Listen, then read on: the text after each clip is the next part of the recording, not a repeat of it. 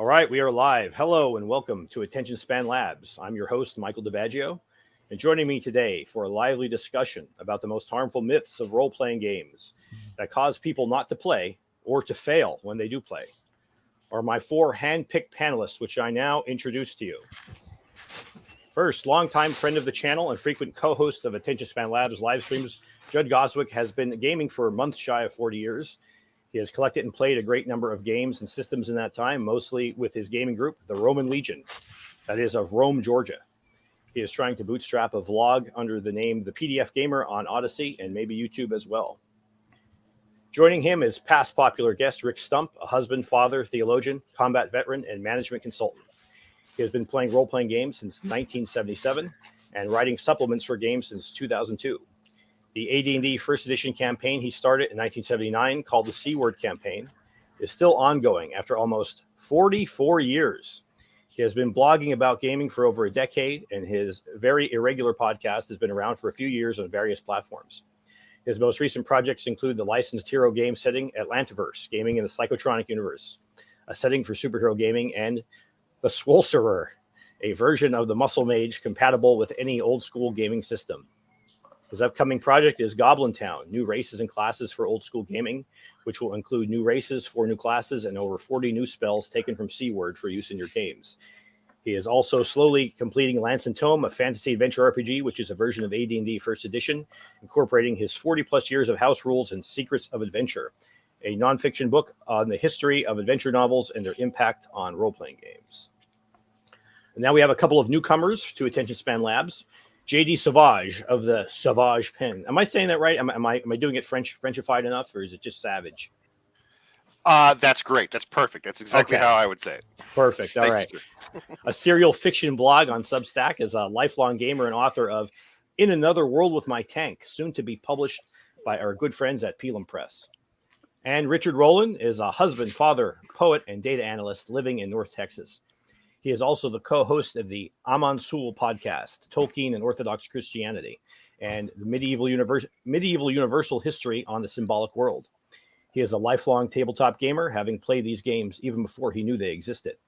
His new game and fantasy setting, Amboria, Role-Playing in the World Under Starlight, is due to be published in spring of 2024 by Strange Owl Games. And Richard, congratulations on your Kickstarter.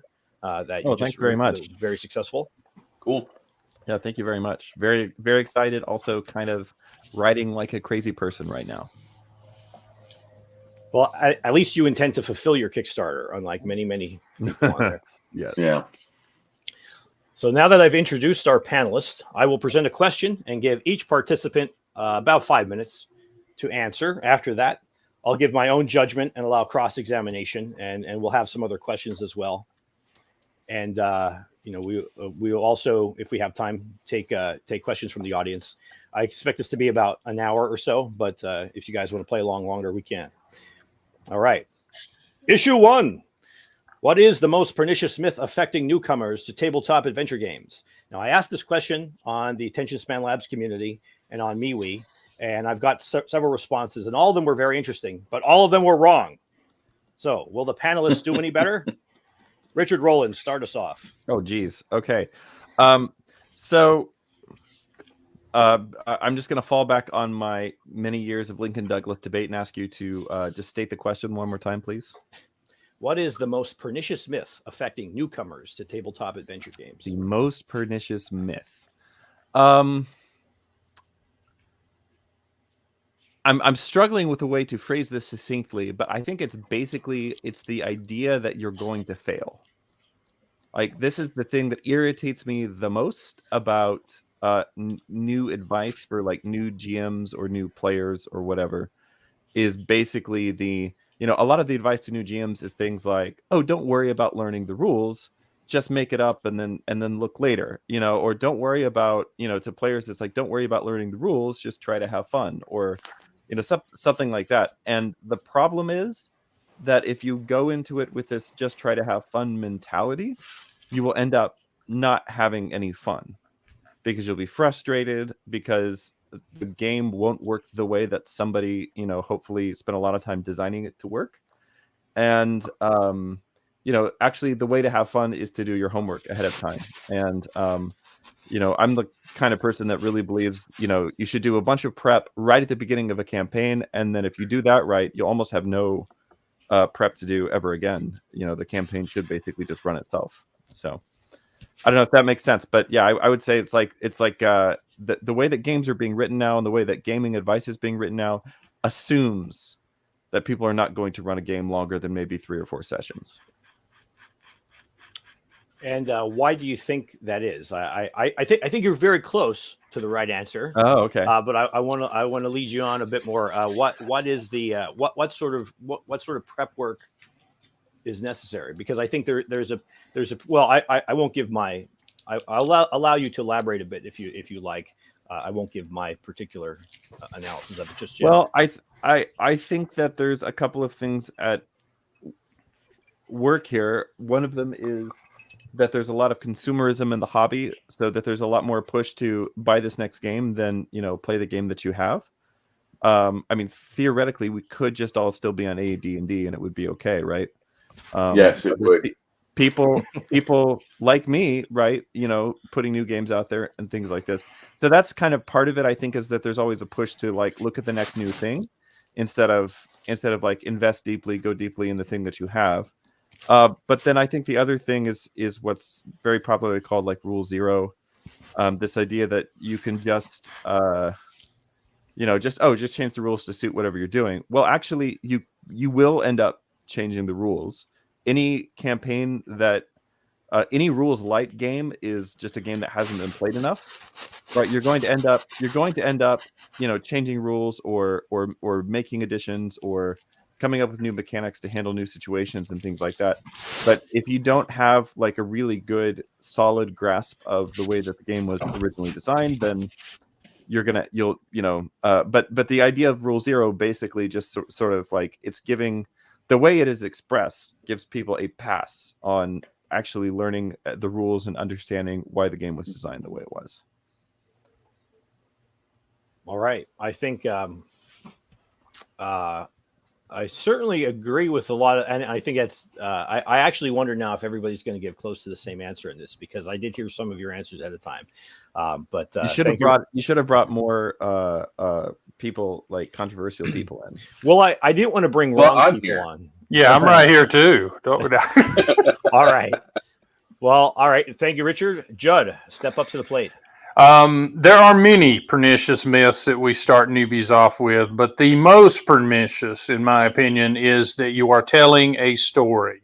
You are not telling a story. You are creating an environment that you get immersed in, and then the actions of the NPCs and, most importantly, the players determine what that story or what stories will be created by I would change my answer. as well you should.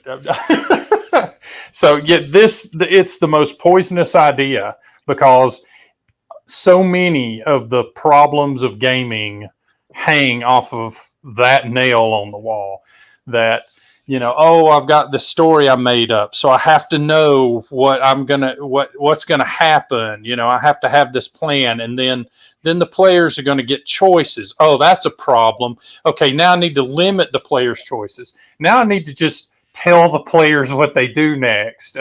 All of that just creates a situation that is frustrating for the game master, especially a new game master that isn't used to improvising yet. And it's super frustrating for players who were told, hey, role-playing is like playing Zork, only you can type anything. And then, well, I guess no kid is told that now, but, it's like playing a video game, but you can do anything you want. And you can say whatever you want to the NPCs or whatever makes sense. And then you get into the actual game, and then you've got some railroader that isn't letting you get outside their box, And so many issues hang off of that one item that I believe it's the most pernicious myth that gets told. But it is in a lot of company. Mm-hmm.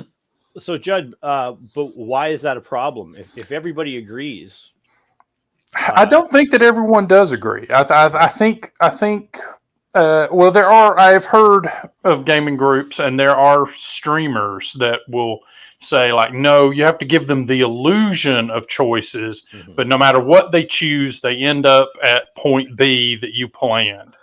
And that I hate using that Forge term, but the illusion of agency is worse than having no agency at all. I would rather, and I've heard of people that have run games where they're just like, and then then you take a train, and then you show up at this place, and now there's a fight.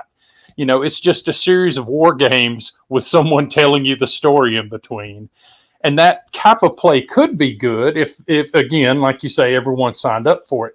But I don't think anyone that reads what an RPG is and then goes to play one thinks that's what's going to happen. I'm chuckling softly to myself because my wife runs games that way, and that's why she's not allowed to run games for us anymore. That's unfortunate. That is unfortunate. That is the worst thing I have heard said about your wife, who is a wonderful lady otherwise. She certainly is, and I can't say too many bad things about her. So when I do get she draws well. I have. But she will admit to that herself, and her experience she was forced into DMing at college and had no prior experience for it. And her famous example is she listed the rooms in a dungeon in numerical order, and just said, you can go left, right, north, south, whatever, and whatever they picked was always just the next room she wrote down. So I've never thought of it that way, but every basic module does that so that you have a reference, right? But yeah, I've never thought about it implying that you should do them in that order. Actual order, sure. That's pure gold. That's pure gold. Oh, all right. We'll come back to that because I think that is that's also very close. But Rick Stump, enlighten us. Well, I agree that what we've just heard are very pernicious myths. I don't know if they're the worst pernicious myth or the most prevalent, but they are affecting the game. My personal belief is the false dichotomy that you either have to play raw or it's anything goes. This hinders players and DMs alike, especially dungeon masters. And it leads to, and I'm going to go on here for a minute, so please bear with me. Sure. If you believe rule 0, that means that the game master doesn't need to know the rules. The players have no frame of reference. They don't know what's going to happen. Do the spells work? Does surprise work? Does initiative work? I don't know. They can't read the books and figure out what's going on. Raw is just as pernicious because any game that lasts more than 4 or 5 sessions is going to have changes or additions to the rules. It's inevitable. There's no system that's so comprehensive it covers everything, so you're at least adding things. Now, if you're doing raw, that's another problem because now the players and the dungeon master, as they say, this is the set of rules and this is what you must do, they're handcuffed. They come into a situation the rules don't cover. What are you going to do about it? There's nothing to be done, right? So both of them tend to lead the game master to feel that he has to do a tremendous amount of prep and be ready. Either he must account for every violation of the rules and make sure it doesn't happen, meaning he has to have a very broad, very expanded system and setting, a lot of history, or anything goes. So he has to make a great deal of campaign detail and history to make sure he knows how things will go. Same for the players. She might have to, I've got this huge backstory to buffer me from whatever the game master might come up and say by fiat, because I don't know what the rules are. So I've got a detailed personality, I've got a detailed this, that, the other. That way I know what's going on. Or, again, rules is written. I don't want to end up where I don't have a weapon proficiency. So I have to have this huge detailed background. So this false dichotomy of one or the other is what really creates a lot of the fear and complexity. You'll never learn all the rules. That comes out of you have to know raw. Or there's no such thing, so you'll never know all the rules because they change constantly. So you will fail. And I think it leads to the storytelling elements as well. If I know the plot of what's going to happen, I don't have to come up with new rules, or I don't have to violate the rules. Same thing with the players. Well, if there's a plot going on, I don't have to worry about my backstory, all this detail, et cetera, being wiped out. In reality, the way that the games, virtually every game has to be played in a role-playing role is the dungeon master, the game master, and pretty much nobody else, really has to understand the rules as written and how and why they work, and then carefully change the things that work best for them and their table. And this is going to vary. And that's written right into the Dungeon Master's Guide. If you read the Dungeon Master's Guide, Gary actually warns you that in any developed campaign that's lasted more than a couple of years, you may be in a position where characters from campaign A simply aren't compatible with characters from campaign B, and everyone's using AD&D first edition rules. I like that. Yeah. I love that idea. Oh, it's flat out, and it happens. He flat out says in the Dungeon Master's Guide, two mature campaigns that have lasted several years, unless you're coordinating or you're lucky, the characters won't be compatible between them. And they won't even make sense in context of each other. Yeah, right? And I can tell you right now, I've got Seaward is 44 years old this August. I've got mature characters in the campaign where the class doesn't even exist in other first edition campaigns, nor the spells, nor the race. But I'll tell you right now, I know the raw rules extremely well and knew them very, very well when I was a preteen. So those two things go hand in hand to make a vibrant, long-lasting campaign. You've got to know the raw rules, and then so that allows you to make coherent house rules. And this belief it's one or the other is a pernicious myth that I think keeps people out. Yeah, I like that because you can't build on without a foundation, but you also can't live on a foundation, right? You've got to build something onto it. Yeah. So what's one of the most common things you see taken out of AD&D? Encumbrance, whatever. But you take out encumbrance, and suddenly about 50% of the game doesn't work because it's not resource management. Modifying encumbrance after you understand how it works, perfectly fine. Same thing with alignment. Oh, I don't get alignment. Alignment makes no sense. I take it out. Well, about a significant number of the spells and magic items just stop working or making sense, and so on and so on. If you understand those rules and replace them with something just as coherent, you can actually improve the game for you and your team. If you don't understand them, then you can't. But at the same time, the book defines lawful good as specifically this paragraph. You don't match that paragraph, so you don't have an alignment, so you lose levels. Is just as stupid, right? So just as wrong-headed, just as foolish. So I think the most pernicious myth is it's one or the other, and I think it really drives people out. All right. Now, I have a counterpoint I want to bring up to the rules as written, and I do want to talk about that at some length. But before I do that, let's hear from JD, Bat and Cleanup. Please give us your opinion. So first I want to say that everyone's had really great answers. These are all assuredly pernicious myths that work against the success of any given table. But I don't think that any of the issues thus raised have been the most pernicious myth. So here's my answer. The most pernicious myth that prevents new players and new referees from attaining tabletop success is that the game master is a god. And that this overblown sense of total responsibility and total authority places so much upon the referee's shoulders that the burden becomes impossible. There's no way, right? In fact, I think I think even the label game master does a disservice to what the job of the referee is at the table, which is exactly what I just said, refereeing, right? What we're talking about here is a free Kriegspiel exercise where any solution to a given circumstance, a given set of problems may be attempted, and it's the referee's position to adjudicate the outcome given the creative thinking, the ideas, the planning, the resources applied, and all of the circumstances, right? But the idea that you're like this sort of demiurge of this world that you've created, that's what leads to all these problems, right? Like, so either it's too much, the responsibility is so great that I just retreat to the rule book, and if it's not in the rules, you can't do it, or I let it go to my head, and the rules are whatever I say they are at the moment,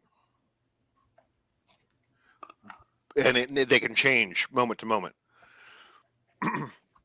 Yeah, if you don't mind, if I think, what you're saying, and correct me if I'm wrong, is that the GM has the authority, but not always the responsibility for the fun and the activity and what's going, like that maybe the idea that the GM is the head of the pyramid makes players think that they're less responsible for the enjoyment of their fellow players as that well. Too. Right? That's where it's your job to make sure that the table is having fun comes from, right? Like the other guy, like their fun isn't your job.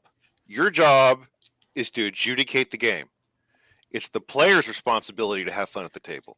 Hear, hear. Absolutely. Yep. So I think the response to that from a lot of people, and obviously I agree with pretty much everything all of you gentlemen have said. That's why I invited you here. I wouldn't invite people on who are going to disagree with me. But yes, you would. but the response to that from this from the newbies, from people who watch Critical Role and get their idea what it is for those kind of people, they're gonna respond to that, JD, and they're gonna say, well, what do you mean it's not about having fun? And I know you didn't say that, right? But that sounds to people like, well, I don't want to play in a game where I'm not guaranteed to have fun. And of course, I think in real life, like if you go play baseball, you're not guaranteed to have fun, right? As if bad days can't happen. As right. if, right? Like, it doesn't matter what game you're playing. Like, I love chess. I don't always have fun playing chess. Sometimes it's work. Sometimes it sucks. Sometimes I get my arse handed to me. And that analogy opens up another point, which is sometimes you can have fun and not succeed, right? Yes, you can have absolutely. a great baseball game that you lose, and Absolutely. then a horrible baseball game that you won. Yeah. And maybe it was so easy to win that's why it wasn't fun. And that's a big newbie mistake sometimes, is the Monty Hall or the gimme or the easy mode game, and it gets boring. Yeah, and that's like you said, and I think that you're actually pointing to something else too. I think that Critical Role has given a lot of newbies this feeling that the only way to have fun is the dinner theater route, where everyone has a voice and everyone has a character, and that's the opposite. I don't think they understand that the free form traditional you sit down and play way has it. But again, like you said, so there's all this pressure not on the game master to make it a Renaissance fair on top of a game. Yeah. When I asked people this question on MeWe and on the YouTube community, many people gave that as a response, that there's the expectation that it's sort of improv theater or something like that, that it is in fact a dramatic exercise rather than like an intellectual, strategic wargaming and resource management thing. And I think I think that's absolutely true. And yet I think that there's no way you can popularly sell that to people, because that doesn't film well. Yeah. So I guess the thing to kind of say about that, I mean, forgive me interrupting you, Mike. No, not at all. Go ahead. So I've been thinking about this because, I've got a group right now where we've been playing through Acts for about a year now, I guess. And, we've, there, a few weeks ago, I was just really actually pretty discouraged about the game, because it felt like we've had some player rotation, people moving out of the area and stuff like that. Nothing you can do about that sort of thing. But one of the things that it kind of resulted in is like, all right, well, some of my best players are moving away. Well, my best players are the people who are, let's say, the most invested in the game, and so they tend to be the people who are actually paying attention, right? They're the people who are mapping, they're the people who are strategizing, they're the people who are picking up on clues and trying to make smart decisions. They also tend to be the people who like role play the most.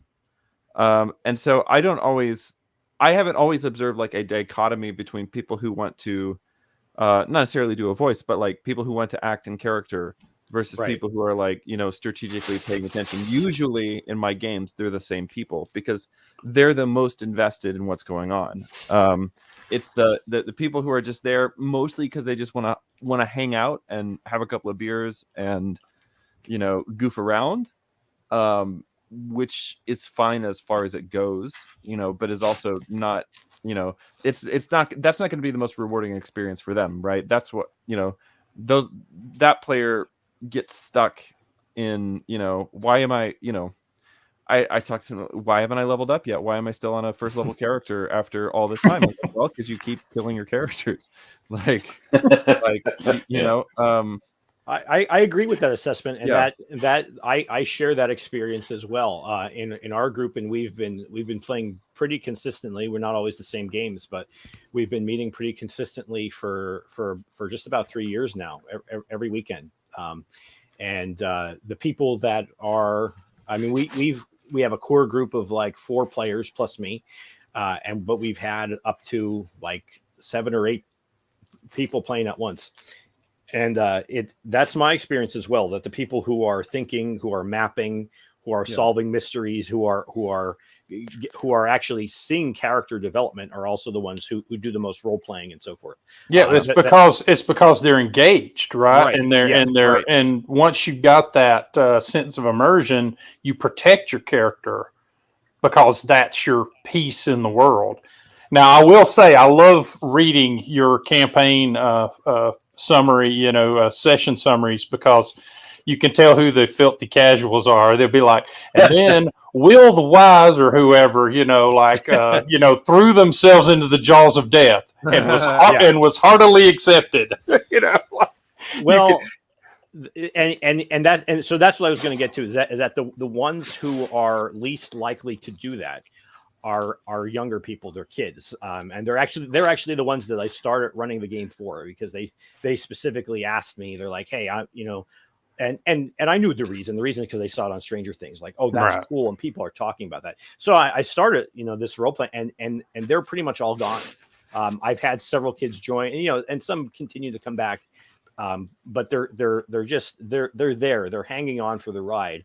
And I think the thing about that is that, related to what I just said before, is they're looking to be passively entertained, because they watch TV, they play video games. Video games are semi-passive. I won't say they're complete, but they're much more passive than a tabletop game or even reading. And they want someone to entertain them, and that's what when I talk about the improv. Here we are now. Entertain us. Yeah, and I hey, that should be a song. I know, right? I've played in games with young ones, and I will get so bored of the temerity, the unwillingness to risk anything. I'm like, oh, okay, fine. I'll just walk in and trigger the encounter. Like, let's just make something happen here. Right.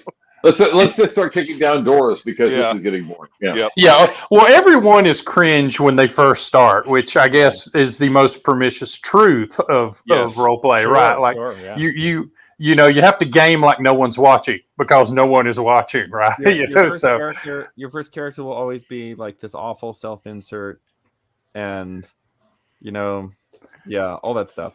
Yep. That goes all the way back to Blackmore. Like, they literally self-inserted. Yeah. So let's see. You mean like Nistel, etc.? Mike Nistel's character Nistel. Yeah. But at the same time, I'm going to insert a personal anecdote. One of the most transformative things for me is I sat down and I was 8 years old when college kids taught me to play OD&D, and I only got to play because my babysitter was dating the DM, and she made him.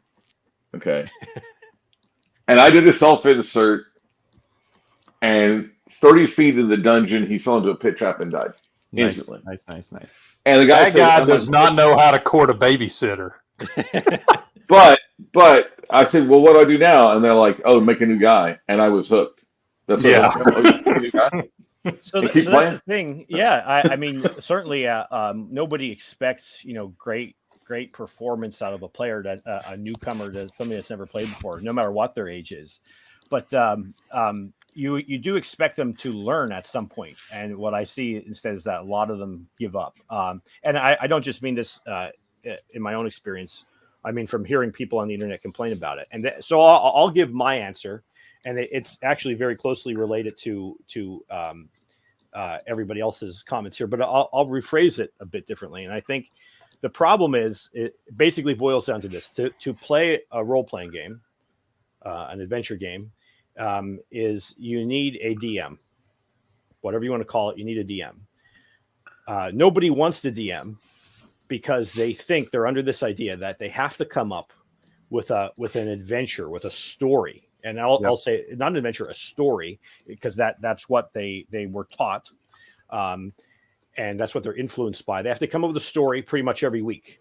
And that story has to resolve to everyone's satisfaction.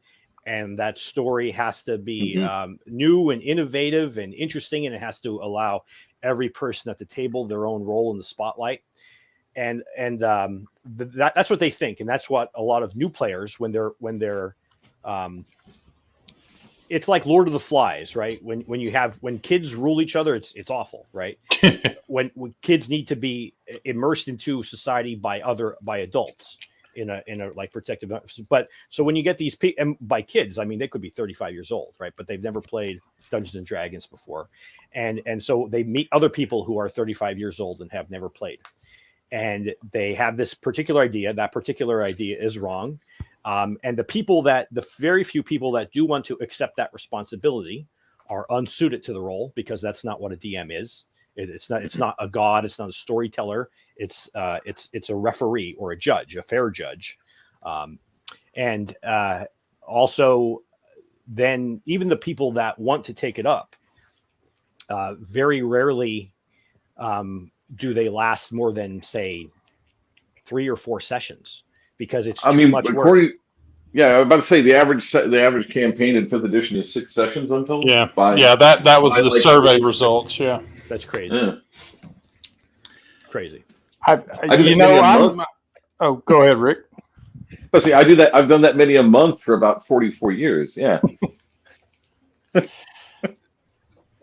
I'm surprised it's that many, to be honest. And on the subject of your first character is going to be horrible.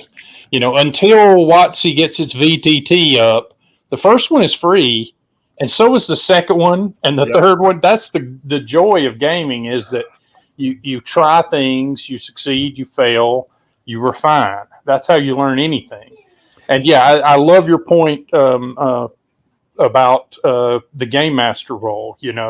If you start game mastering and you want to be, and this is a horrible example of a peerless game master, but if you want to be Mike Merles or Gary Gygax or Dave Arneson, you can't. It's like sitting down with your first play by paint by numbers and expecting to whip out the Passion of the Christ or the Last Supper or something. Start small, buddy. Draw something, then we'll work our way up to that Van Gogh you're looking at. So I think a big part of the problem that cherries have with creating a successful table is that they come completely unprepared to the main event, right? Like an AD&D campaign is like a capstone for a gaming club, right? If you haven't successfully run or participated in a regular war games campaign, not even a heavily involved, like years long campaign, but like a multi-game campaign where the results of one battle influence the next battle. I'm not sure you're ready, right? Yeah, and you might never be. And I think that's borne out by the early history. What we know, what has been so well documented by many books and documentary movies about the history of where D&D comes from is it comes from Napoleonics gaming and free Kriegspiel exercises like the Brownstone game and the Bronstein games, right? So, and so I think a big part of the problem is that Avalon Hill went under, right? And people don't have bookshelves of Panzerblitz and North Africa and so on and so forth. Well, all of my top players who've been with me for years are into Warhammer 40K, Warhammer Fantasy, Starfleet battles with the Captain's game, where it's long-term space battles where one battle influences the other. Yeah, it's etc. Yeah. Well, I was about to say Starfleet Battles, stands out in that it uses Roddenberry's own Kazanti, which I'm so. Yeah. I like this. I'm about to say I like this. Yeah. Well, Larry Niven wrote an episode of the animated series, right? Is how they shoehorned that in. And there were Kazanti in it, yeah. So and it's his own fault that they used for Starfleet Battles included the animated series, which caused like this complete schism between like the authoritative timelines between like the Paramount universe and the Starfleet Battles universe. And look what we're just talking about right there. Look at what we're talking about, this synergy that happened. We got these war games going on. It's not when we had a bunch of battles. It's now we have a new timeline and a new history. Certainly. Like we were saying earlier. Yeah. You do not create a story ahead of time. D&D role-playing games are a lot like sports journalism or memoirs. It happens, and then you can tell the story of what happened. It's not, I'm telling the story of what's going to happen. You're not a screenwriter. You're a memoirist. So I think you're not a novelist. You're a sports writer. I think what Rick just said is like really that's the key thing here. It's interesting because I've never so I don't have like most of my friends who are into RPGs are not into wargaming, but they've ended up playing lots of war games because that's always how my campaigns go. It starts out we're just like we're going on a little adventure, and then before you know it, there's politics and invasions and all those things, and that stuff just naturally happens. And so now everyone's kind of getting into wargaming, and it's a whole lot of fun, actually. I think that really, actually, wargaming, like the best role-playing game is a war game, and the best war game is a role-playing game. Like at the apex, like they're the same thing. Yeah, I would go so far as to say that a well-run wargaming campaign inevitably turns into a kind of role-playing game as well, because you start you take on the role of the commanding general, or you start maybe something weird happens on the table, something absolutely improbable, or because of a roll of the dice, or because things just worked out, and then you start inventing if you're playing with the right kind of people, you and your opponent start inventing some kind of explanation for how and why that happened, and usually it's humorous, but that adds to the flavor of the campaign. And history is between history is replete with examples of dumb decisions snowballing into something that no one could have foreseen at the time. And what is a role-playing game or wargaming campaign but a sequence of stupid decisions made by many people over and over. Right. So we have you're not at this field fighting because everyone was a genius back home, right? I want to point out that we stumbled onto something that we also have to talk about. It's not a myth, but it's one of the most pernicious things that's happened to the industry, especially over the last 20 years, and that is the loss of continuity of knowledge between the 70s and today. When I started learning, everybody around me was into war games. We talked about it. It's very obvious. You read the Dungeon Master's Guide, Player's Handbook, they flat out talk about how it's a war game. You know, with 1 to 10 figure scales, 1 to 20 Right. figure scales, ranges. Even in second edition, with battle system, it was very open. You did this. You talk to a Gronyar from back in the day, and they know this. But there's not enough of us to keep that knowledge going, right? So by the time you get to third edition, especially after third edition in Pathfinder, It's gone. that was lost. Yep. And we do our best. You know, I've been talking about this online for over a decade. But the fact of the matter is a lot of the mistaken ideas about how complex things have to be come from this not knowing how wargaming and role-playing leads to complexity. For example, earlier, I hate to disagree like this with somebody on the panel, but I don't think, especially the first time you start a campaign, you should do much prep at all. I started Seaward with a sheet of notebook paper with a circle. This is the city. This line is the coast. Here's a wizard's tower where you can learn spells. And here 3 days away is the pirates. That was it. And I did that because the Dungeon Master's Guide said, have a town and a dungeon a couple days away. Figure it out. Don't get me wrong. I've done the other way around. I've got something like Well, let me clarify. 30,000. I've got something like, I got 300,000 words of background for a campaign I've never run. So it can go both ways, but Let me that clarify complexity will come fast. what I No, mean go by ahead. that. Well, let me clarify what I mean by that as well, because yeah, if you're running D&D, like old school D&D, you really don't need to do a lot of prep. And I actually did like a great we did a game called the Procedural Wastelands where we played D&D every day for 100 days, and Cool. it had an associated war game with it. But we were using B&X, and we just started with a blank hex map, and I said, I don't know what's on the hex until we get there, and then we'll roll to find out. And then I used the D30 sandbox toolkit and the encounter tables from B&X, and it was awesome.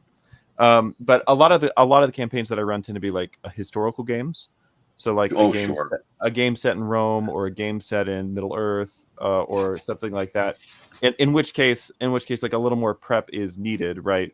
D&D is not just a rule set; it's really its own world, which is why I don't really like just applying it to any old setting, right? Although I guess you could, but typically speaking, like if I'm going to run like a historical Roman game or something, then a lot of prep is done on the outset. But then once it's done, everything all the pieces just move themselves. So that's what I meant. Wonderful clarity. Thank you so much for that. Yeah. When you're setting up in like 13th century Northern England, you better know what's going on. Sure. Right, exactly. Yeah. So speaking of the loss of continuity, the loss of knowledge, and I don't mean to pick on Jack here, whose comment I highlighted.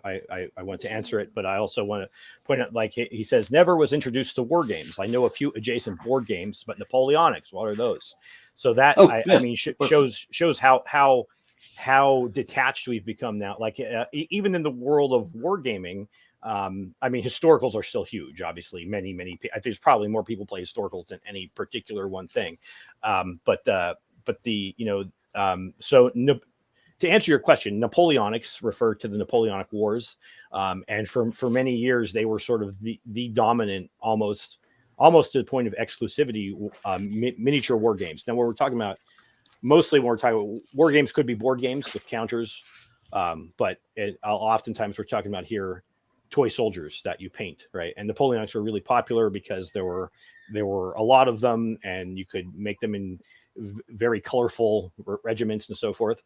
But the root, if you're not, and I assume because you're asking this question, Jack, you're not actually familiar with the roots of role-playing games. The roots of role-playing games go back to miniature wargaming. As I said, the war game campaigns developed into early what would become role-playing game campaigns, instead including D&D directly. So I will tell on myself. As a kid, I used to get the War Games West catalog. It was this like pulp newsprint type catalog for a drop shipper of games, and fully half of it was Napoleonic miniatures and regiments. And as a kid, I'm like, why that out of all the things, like, and then the cure for that was learning about the Napoleonic Wars. You know, once you go Hornblower and Sharps, you never go back, right? Like, Oh yeah, it's over. it is the most visually splendorous war Absolutely. ever as well. You know, like it is the peak of uniform design. It is, you know, it is the most clearly regimented battles. You know, like you know, it's silly for us now to sort of imagine that you could have a game where there are 30 guys on a single base and that represent a unit, right? Like, well, what happens when they scatter? You know, like, well, that's what the drummer's for, you know. You know, like there's so many things, you know, to that make it as engaging and as fun to because at the end of the day, you're painting these guys. They should look cool, right? Absolutely. And that splendor of the Napoleonics. I mean, that's what gives us, you know, like as well that war is so terrible lest we grow too fond of it. Yes. Yeah. And then the other reason why there's so much Napoleonics is like that is the fundamental root of what we know today as wargaming, because that is the world that created the original Kriegspiel rule sets, right? It was line infantry and artillery and case shot and carabiners on horses. Like that sort of rock paper scissors world was where wargaming comes from. And who doesn't want to be a hussar? Everyone wants to be a hussar, right? So thank you for bringing up Free Kriegspiel, because I wanted to talk. We brought up rules as written, and both the importance and that maybe it's not the end all be all as certain camps say today. And I know I'm going to offend many of my own friends by saying that, but so I wanted to bring up and get your thoughts to the rules to the rules as written ideology, we'll say, and to reject Rule 0. And the counterpoint I have in my hands here the G.I. Joe RPG. And which my love of the subject matter, it compelled me to buy it from the Complete Strategist a couple months ago. And I sort of got the sense that like it was too pretty to be good. And that's basically what I came out to. It's very attractive in presentation. But as I was reading through the rules, many of the rules they're glaringly awful. And in fact, it reeks of a system that has never been play tested. And I'll give you an example of that. It's a skill-based game, and the better you are at a thing, the higher your dice is. So if you're there's the first problem. All right, hold on now. Skill-based game. I'm fond of skill-based games. I like Cepheus in particular. But all right, but anyway, so but you know the idea is that it's actually kind of like Star Grunt, in that, you know, if you're bad at something, or if you're kind of you're just a novice at something, you have a D4. You're a little bit better than that, you have a D6. If you're really good at something, you'll have like a D12 or something. Okay, but yet the system for critical successes is basically that you get a critical success by rolling the highest possible number on your die.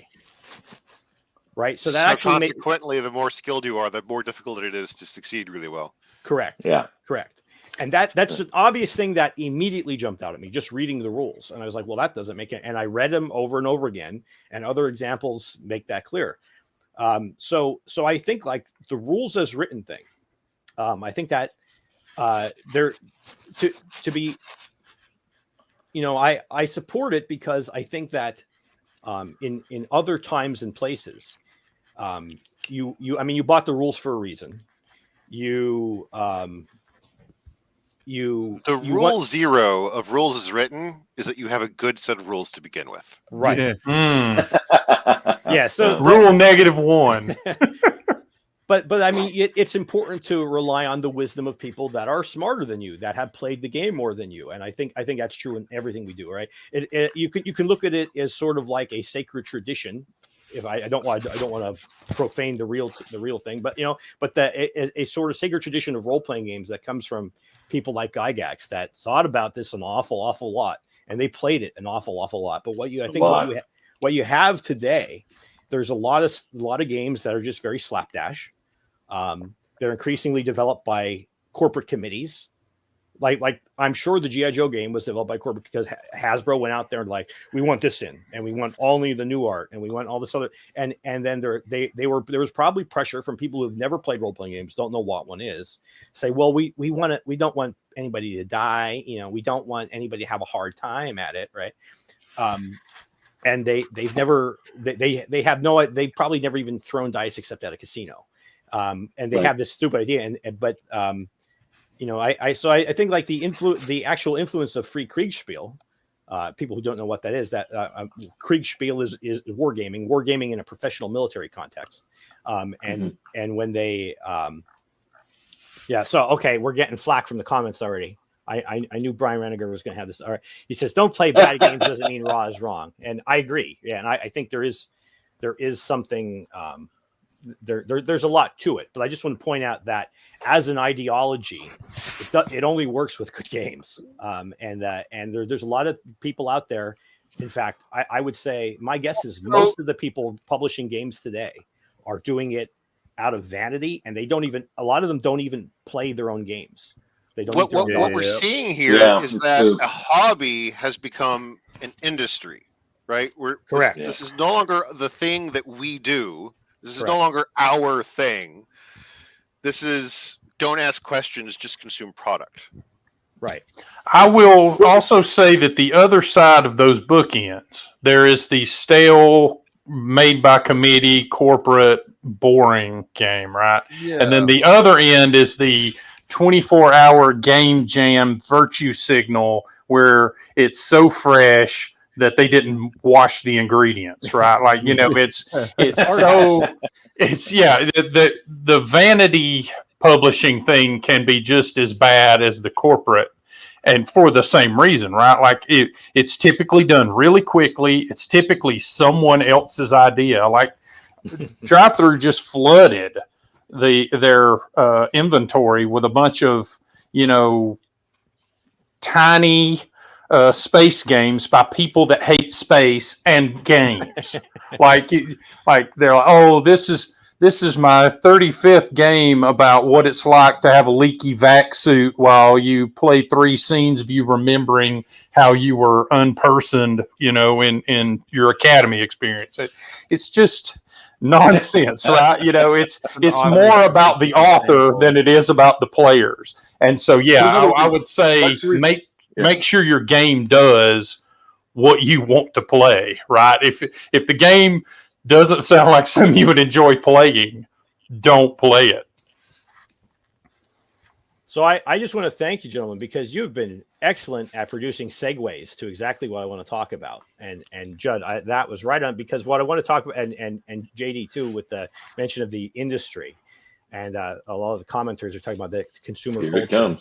The issue too, and I'll start this from a quote that Richard sent to me, and this comes from one of the actors in the D&D movie, The Honor Amongst Thieves, though. It's just quote, D&D is basically a game where you think of the most outrageous thing you can possibly do, and then your friends try to top it, end quote. With the explosion of people buying books to just display unopened on their bookshelves for geek cred, and the shocking number of people who believe stupid opinions like the foregoing quote, can we really afford to keep inviting normies into the hobby? Or must we be upfront in telling them that adventure games aren't really for everyone, and probably not for them? May I start this one off? Sure. Because there's 2 things going on there. The first one is, and this is a brute fact, you can't gatekeep RPGs. Can't be done, right? Anybody can go out and buy a book or a PDF. Anyone who wants to buy the book or PDF, including the guys that have $10,000 worth of never cracked the spine PDF books, can buy them. So the idea that you having an opinion that it has to be raw or rule 0 gatekeeps 0 people. You can't keep them out. Anyone who wants to play an role-playing game can buy any role-playing game or make their own. So gatekeeping is kind of silly.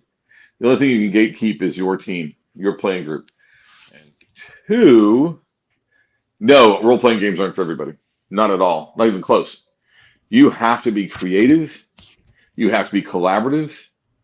and you have to be determined. Role playing requires that you interact with other human beings in a positive manner. That doesn't mean you have to be a used car salesman or have a radio voice. It means that you have to get along with strangers and friends. 2, you got to keep coming back. If you go to 3 sessions and don't do it anymore, you're not really playing role-playing games. That's like going to a free round of golf and never touching clubs again. You're not a golfer. And 3, it requires a tremendous level of creative imagination to even just play a simple fighter. The running gag of, you're playing a human fighter, that's actually really tough. Because the only way you can distinguish your human fighter from other human fighters is through creativity and imagination. So, 1, you can't gatekeep the hobby. Talking about gatekeeping it is ridiculous. 2, this game is certainly not for everybody, not even close.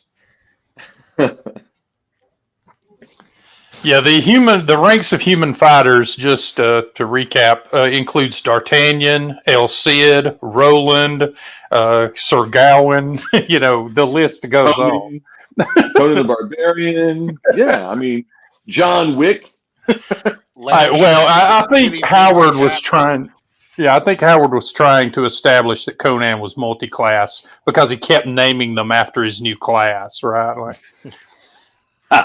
Conan the Bard, fortunately, never got rid. That's money.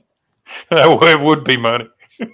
As far as gatekeeping, though, let me take. I agree. In as a matter of fact, you cannot. You're not going to keep people from buying these books or for doing their own thing, and I don't think anybody should. I think there's something to be said for gatekeeping in social organizations. I think you will want to gatekeep your group. Sure, I do.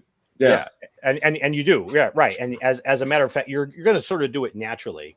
And I think the idea that, it's not the most pernicious, but it is another pernicious idea, is that anybody, you should be welcoming to anybody who wants to intrude on your group. And a lot of people, they're I gave the example of the games that I started to run, and they were run for the benefit. I started them purely for the benefit of people who are no longer in the group, and they didn't last very long. They very clearly, so you're going to get people who come in there and they want you to bend over backwards and deal with their huge backstory. They don't know anything about your ongoing game, how long they don't care about its history. They don't care about the other people in it, but they know.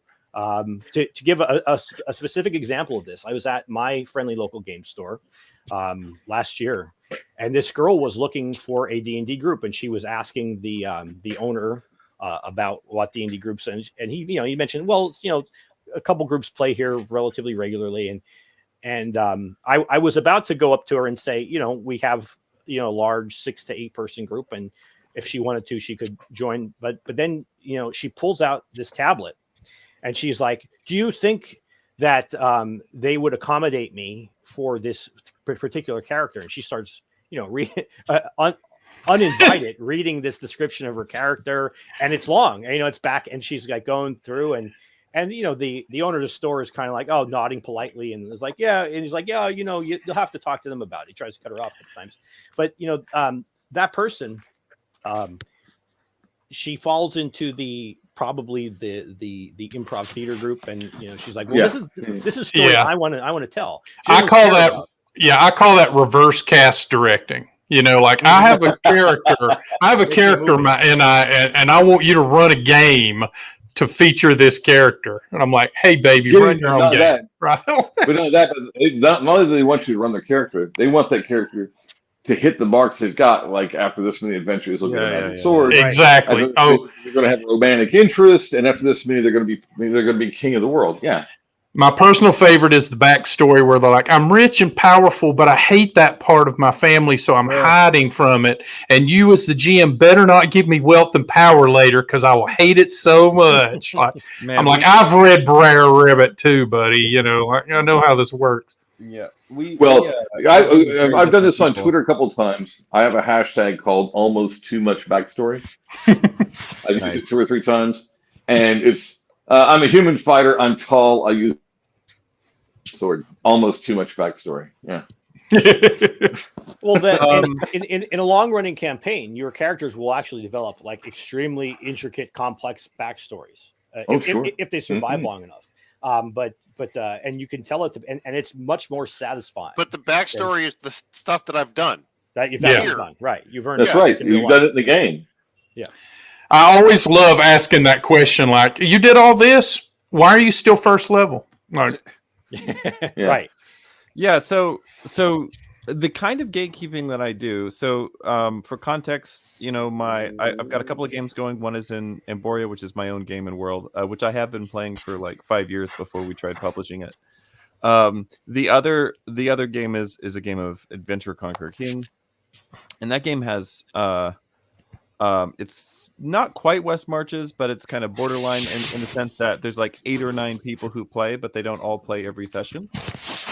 But there is a core that shows up every time. So obviously the core players are now much higher level than the other players, and everybody understands this is the way it is, and that's okay.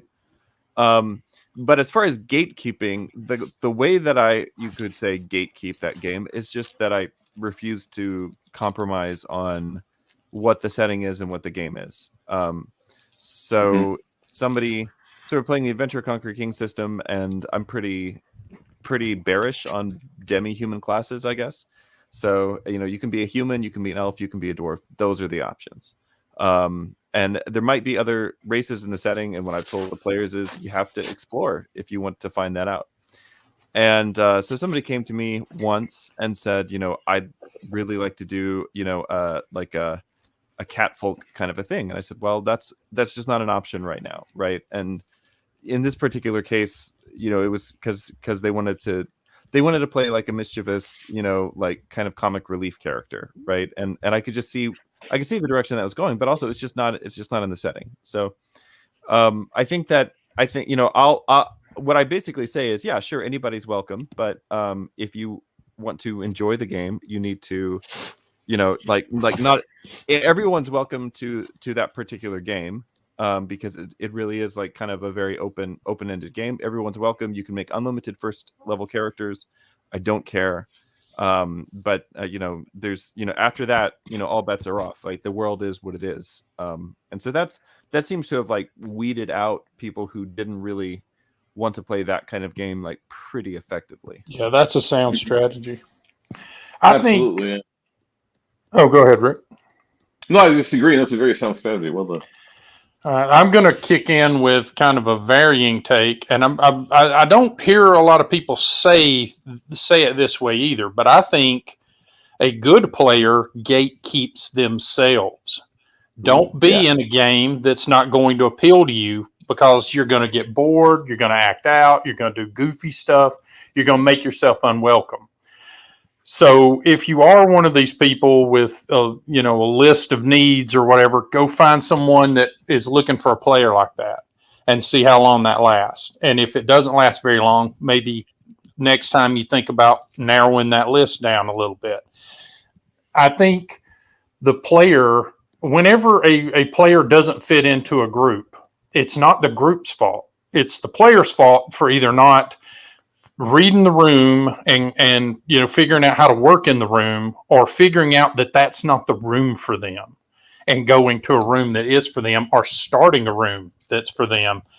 No one gatekeeps you. They just run their games their way, and you don't fit in there, usually because of some preference of your own, right? Now it's not to say that there aren't toxic groups out there, but if they all get along with each other, chances are, that what you're reading as toxicity is just a different way of doing things. No one goes and talks about how bridge clubs are being gatekept, because bridge clubs aren't the thing right now, right? But if they were, you either play bridge or you don't. You're either good at it or you're not. I'm sure there probably are some social elements to it as well, but these are social games. And so, yeah, I think you gatekeep yourself. And if you don't, then you're the one to blame, right? I think that that is one of the strengths of random character creation, rolling on it. Dude, Mhm. that solves so many problems. It does, because now I grew up starting to play the first real role-playing games that I played with seriousness were characters where you created your character not randomly. You use points and so forth. And I think there's sort of a space for that. I don't like points in general, not even in war games, but there is, there's some benefits to that. But I think overall, especially when you're playing in a game with other people that is pre-existing, or you don't know the people that well, and which is a pretty common situation. I think when you're like, if you move to a new area, you're going to college, you move to, you find people at the game store, whatever, that the random character creation forces you to gatekeep yourself, to temper what I'm this awesome guy. It's like, well, you didn't roll that up, so you can't be that. And now you have to work within the bounds of that. I think that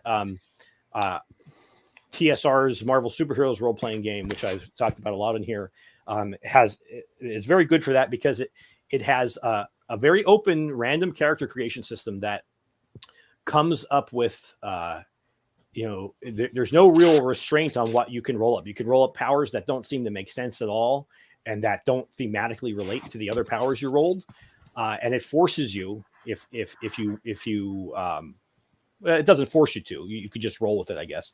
But I think if you're a discerning player, you start thinking about it, and it's like, well, how can I interpret this in light of these other powers, or this other, my other stats?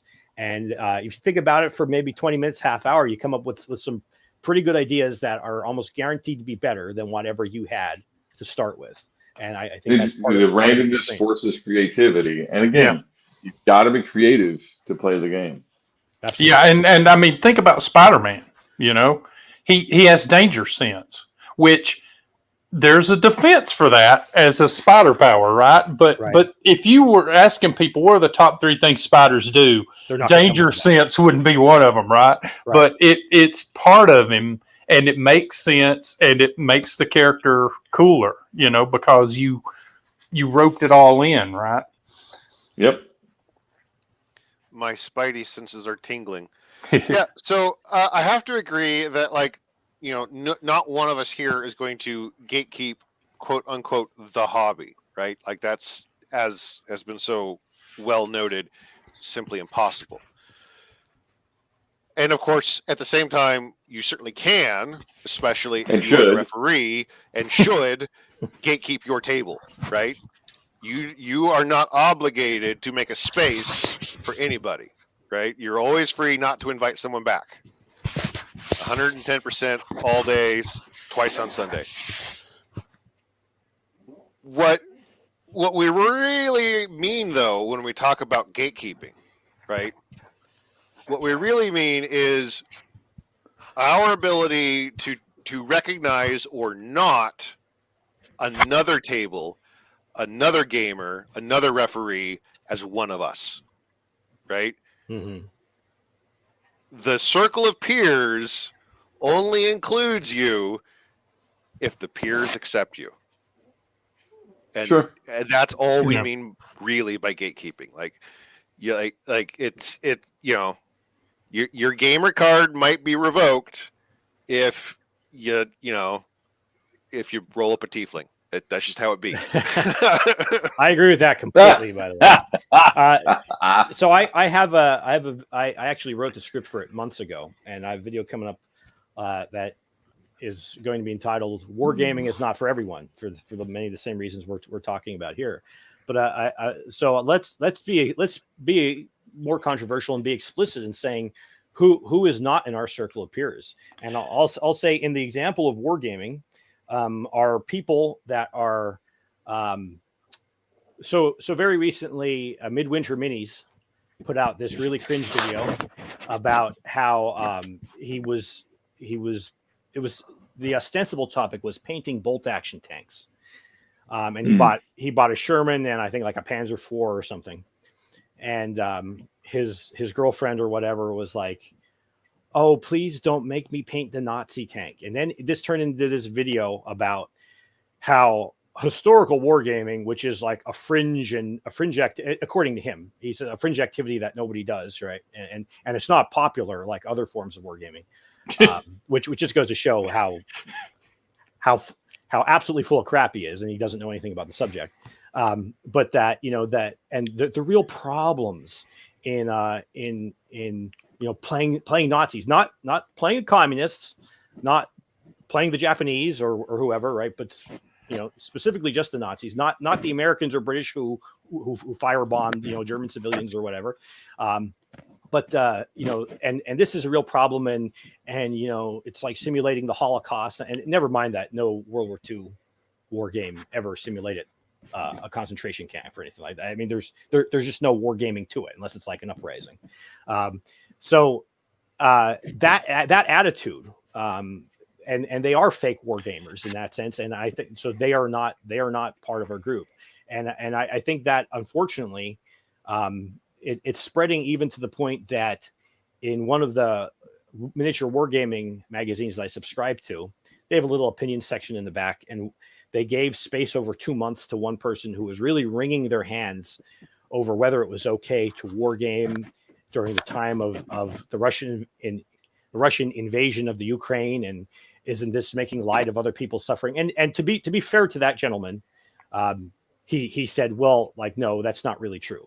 But why even talking about it is like a struggle session, like coming up with it and like saying, oh no, I'm sensitive too. I'm woke. I'm on the side of the right, good thinking people. And I in my opinion, explicitly that those kind of people, whether they're in wargaming, role-playing game or whatever, they're not our peers. They're political activists. They're after something very different than we are. We're after escapism, diversion, fun, intellectual stimulation, camaraderie, fellowship. They're actually the opposite of those things.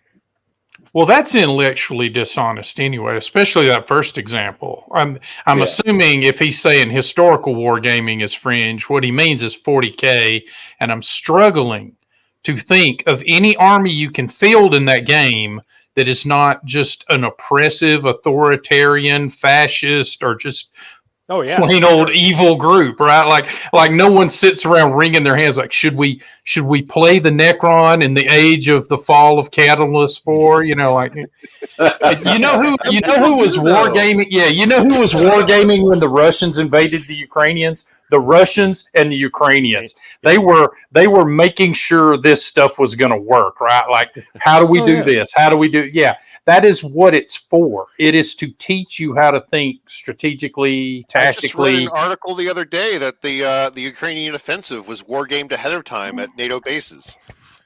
Sure. Yeah, and it should have been, right? Right. Yeah. Well, and as it turns out, the judges had their thumbs in the scale to give the Ukrainians a sense of confidence. Imagine my shock. That never happened. Oh, you're telling me that there was a war game somewhere where there was a military war game where they cheated internally? No. Really. I was only in the Army for 8 years, tactical. Come on. Well, yeah, the Japanese war gamed the early Pacific, yeah, and like a guy made a good move that actually later occurred, and they're they were like, Yamamoto, why are you doing that? And he's like, well, they do that, right? And they're like, no, they don't think like that, and of course they did, yeah. Of course they did. What's funny is, of course, that some people are really agitated about things like playing 40K now. Yeah, true. You can't negotiate with these people, but I love historics. That's kind of my first love as far as wargaming goes, and I actually even like for tabletop role playing, I really enjoy doing games in historical settings. So I'm doing a historic skirmish game right now called SPQR, and of course it's all Roman. It's all Romans and Gauls and Persians and whatnot, and like, okay, none of these countries are places you would want to live now. No. Like the Romans were, nobody loves Rome and Roman history more than I do, but like, let's not kid ourselves. The Romans make a desert and call it a peace, right?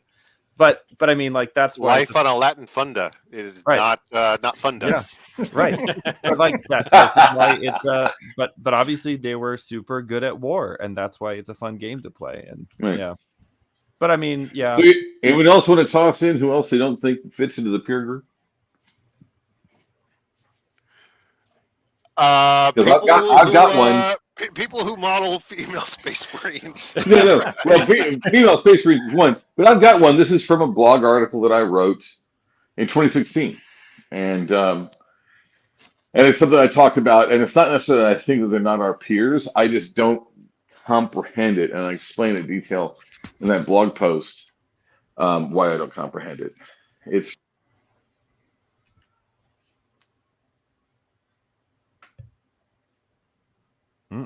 Oh, did we lose you?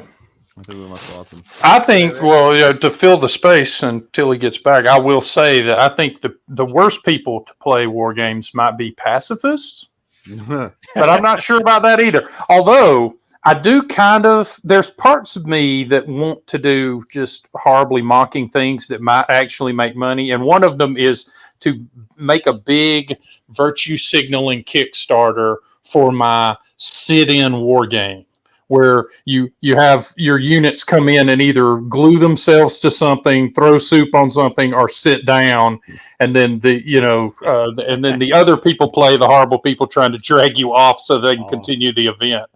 And just see how many millions that could make if spun the right way. There actually is a very fun board game called Virtue Signal that I backed, and it has been banned. But Rick, go ahead. You were cut off. No, but I think I'm back. Can you guys hear me again?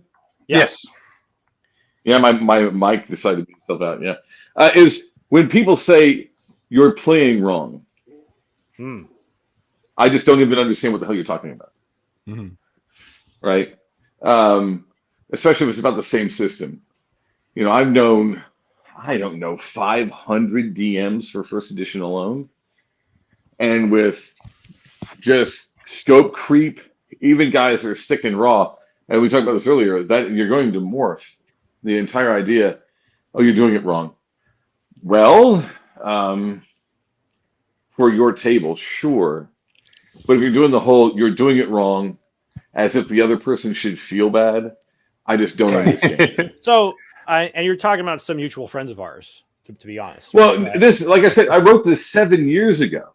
Right, but yeah. So, but I got some mutual friends, and it's not like I'm mad at anybody who says that. Right. Somebody tells that to me, I'm not mad or hurt. I'm just like, how's that work? So, Mr. Wargaming John Mollison, a good friend of mine, who I am a huge fan of. I watch every video. Oh, great guy, and some amazing channel awesome. stuff. Yeah, and but like he puts out and he was like, if how to win at and that's fair, but like it's like if you he sort of half joking, I think half jokingly says, well, if you want to do it wrong, that's okay, right? You could do it wrong, but that's hyperbole, and that's fun. That's exactly. That's fun hyperbole. I think exactly, and that's what the point I was going to make is that him and Jeff Rowe and other people like that who are there, it's kind of it's a bit of kayfabe. It's kayfabe. It's provocation, right? Yeah. It's provocation. I'm not talking about them. Like I said, this is from 7 years ago. Right. This is the people that legitimately say you're playing wrong. You shouldn't be allowed to play, and they want to confiscate your dice and books. I think it's fair to say the Forge, for example. You have brain damage. You have damaged your nervous system by playing D&D. Like, okay. Why don't you move to Europe and stop studying bats? Like, all right. I because when you said that, Rick, I couldn't think of a specific example of someone who actually said that. But yes, now thank you, Judd. The Forge is that was what that whole group. They were very serious. If you, I must be out of the. I must be out of the loop here on the Forge. You're very lucky. You have lost nothing. Okay. It was pretty much they came up with their own internal theory of what role-playing games are and how they should work. And if you didn't use that theory their way, you are wrong and bad, and you should have your dice taken away. That's who I'm talking about. And the thing was, I thought some of the games that Ron Edwards put out were actually fun, like Sorcerer. I like playing Sorcerer a little bit, it wasn't. But he famously wrote an article, right, that said playing D&D is not like it's not by simile or metaphor. It's like you're actually giving yourself brain damage by playing that way. And if Yeah, you think yeah, I should say- simulationism, quote unquote, to use their own definition, if you think that is a fun way to play, you are brain damaged. Yeah. It's Yeah, like, it was well, fun. This was in the early 2000s, late 90s. So, I mean, I promised I was And going it stuck around. I mean, there are people that still adhere to that to this day that still Yeah. firmly believe that. Yeah. Well, you'll notice in GNS theory, they put it as the third rail, right? Like his simulationism is the one that's got the juice in it, right? Mm-hmm. Yeah, it's just a different land. But yeah, I agree. I think the key word of what you're saying there, Rick, is at your table, right? In the end, At your table. yeah, in the end, that's what matters, right? If everybody around the room understands the rules, understands how they have that foundation you were talking about, and what can and can't happen, and maybe you get to a fuzzy bit, but that's what the referee's for, then you're gold, right? As long as what should be happening is happening right there at the table, hey, fine. But if you go and post, hey, last night we had this session and this, and this happened, and some dude's like, oh, actually on page 34, it says that you can't use that spell in condition. And you're like, you know what, buddy, I'm going to stop you right there. Yeah. Oh, I actually thought of another example, other than the Forge guys, right? That told you you're role playing wrong. I'm thinking back to the days of college when a lot of people played the World of Darkness games. Oh yeah, the vampire stuff. The vampire, and it was mostly the vampires. To be honest, I didn't get at this as much from the mage people or from the werewolves. Well, yeah, because mages already make it up as you go along. Like that's implicit. Right. Not implicit. That's explicit. It's explicit the in the Right. setting. Yeah. What does 3 dots and force do? Dude, nobody knows. It's whoever's most convincing today. Yes. Yeah. But the vampire crew especially, I think, had this idea that that was real role playing, and that's what it was really about. And that has a lot to do with like the subculture, like the moody emo pseudo goth subculture that grew up around that. The Anne Rice readers. The in Anne Rice 90s. readers. Sure. Yeah. The guys that weren't LARPing, dressing as vampires, that's how they went to work. Yeah. Those guys. Yeah. Yeah. So I promised I was going to be loyal opposition for Mike. So just like a couple of things about this. One is that when it comes to the only vampire players that I've ever played with were just actually really awesome people and players. So like I've never run into like the cringe stereotype. But maybe that's just my luck. That's good. Yeah. I've had a lot of fun playing Vampire. Yeah, me too. Sure, it's a great game. Drinking superheroes in leather with katanas. I mean, that's a fun game. Yeah, I right. don't care who you are. Yeah. It's one of those rare games where a white phosphorus grenade becomes really relevant. Yeah, it's important. Well, yeah. So the other thing I want to say just about kind of going back to Mike's original question, like should we stop inviting normies or whatever? No, I don't think so. I mean, Yeah. pretty much everybody that I play with, and I've got a pretty large play group of maybe around 20 or so people. Pretty much everybody that I play with was a normie before I invited them. Yeah. You know? Yeah, you have to So you water got those. You have to water those seeds, right? Yeah, so I it's mean, like You got to convert the normies. Absolutely. Yeah. You don't get an obsessed fanatic unless you me- start with a normie. yeah. For me, it is. Yeah, nice.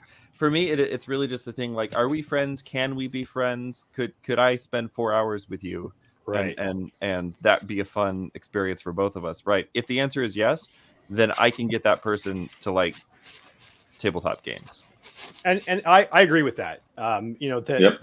My phrasing of that question was, I again, know. like that you're doing it wrong, intentionally provocative. And Yeah. I think it's, And well done. Yeah. Well, thank you. I do like to offer and try, invite people and say, hey, you may like it. I think though that what's wrong is that because of the industrialization of this hobby and many other hobbies and many other pastimes, is that these corporations, these companies that are looking to make some kind of money on it, what they want to do is transform the hobby from the thing that people actually like into something else that is amorphous and vaguely appealing to as many people as possible, which at its root then has no there's no substance to it. It doesn't have it's not it alienates the original audience, and they don't care about that because they're looking for a short-term money game. And by that I'm explicitly talking about people like Hasbro. I'm talking about Wizards of the Coast. Yeah. Sellable pablum. Yeah. Well, you know, God, a lifestyle brand. They want to make more money off selling T-shirts and dice, because the problem, the essential problem with a role-playing and game running is a pay-to-win VTT. Yeah, is once you buy the books, you don't need anything else. And I'll add to that group Games Workshop. Games Workshop is trying to do the same thing with wargaming. They are. They come out with a new edition every 2 years. They invalidate everything that you had before with every new edition. You're supposed to buy not just your own book, but you're supposed to buy the new rule book, the codex for each of your armies, the codex for everybody else's armies. And before they even get those books out to print, they're like, hey, there's errata in these. And they, put that out there, and you're supposed to, and then you're supposed to buy. Oh, and here's your models that you have. And here's your and by the way, these models that were hot stuff back in the last edition, they've been nerfed, and maybe you're not even allowed to have this weapon. And by the way, don't think you're going to play in a tournament with that weapon, because that model's not allowed anymore. Like, you're not, like, famously when they went, I complained about this in another video, when they went from 2nd edition to 3rd edition, they eliminated hand flamers. And so they're like, oh, if you want to play in a Games Workshop store, even not even a tournament, not even a games day, they're like, well, you can't have models with hand flamers. Everything has to be WYSIWYG. And that is just pure naked greed. That's all that is. I can do you one better on the brainwashing. When I was first thinking about getting into it, I'm like, I'm going to print up some paper miniatures of some Space Marines, and let's just run through a game. This is just me and another dude. Yeah. Like, not even at a store or anything. And he's like, you can't do that. They don't do that. And I'm like, I don't think your game works the way you think it does. The world is very different, even in something like 40K, than it was when I first got into it, which was approximately 1995 or so. Games Workshop themselves put a paper miniature in the 2nd edition box. What do you? Yes, they did. I will say, after that experience, I wrote to Dream Pod 9 back when Heavy Gear was first started, and I said, would you mind people, playing with paper miniatures or whatever, or would you produce standees or whatnot? And I said, or would that be a problem with your miniature producer? And he wrote me back, and I'll never forget this. He said, I am the miniature producer. Do what you want. Yeah. And I'm like, those guys are the most awesome dudes ever. I actually know that guy. I need to interrupt for a second. I apologize, but I have a hard stop now. Thank you so much for having me on. It was a great time. I really appreciate everyone's time and attention. Thank you. Pleasure as always. Us, Rick. It was great talking to you. Talk to you guys soon. All right, and we'll end this because we're coming up in an hour and a half. And I want to thank everybody watching, and I want to thank the audience and thank our participants, Rick, Judd, JD, and Richard. I hope we can do it again. I do want to say though about Heavy Gear Dream Pod 9. I see them there. They have a booth at Historicon, and they have a booth at all the HMGS War Games conventions. You can talk to them directly. And Heavy Gear Blitz is a really cool game. And as Judd said, they won't mind you using paper stand-ups. Nice. All right, everybody. Speaking of role-playing is also wargaming, that was explicit in the first edition or Heavy Gear book. It was a war game and an RPG in one book. Yeah, absolutely. All right, everybody. Thanks for participating, and thanks for your questions. And we'll see you soon.